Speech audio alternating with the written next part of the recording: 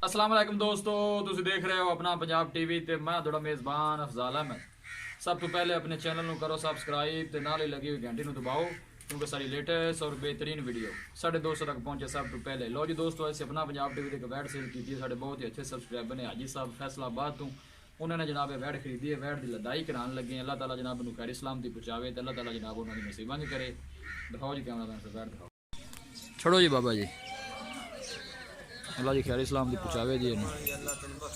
हाँ जी, बिस्मिल्लाह पढ़ के अल्लाह के सपुर्द करो जी। अल्लाह नू खैर इस्लाम की पहुँचाए जी।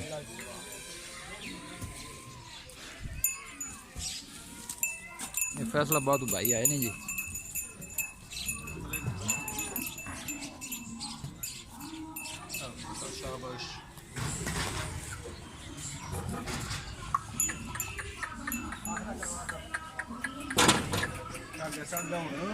अगला पैर चौके रखो, अगला पैर चौके रखो ना इतना।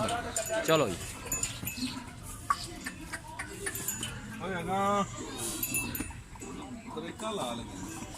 डरदी पई ना ध्यान चाचा जी बंद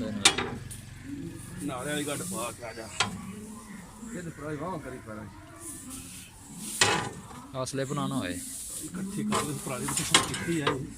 असलो पैर दक तो अगे कर दी।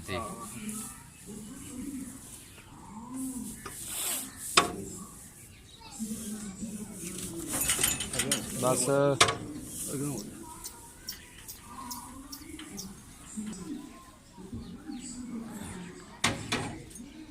लो जी, वैड लोड करा दी है।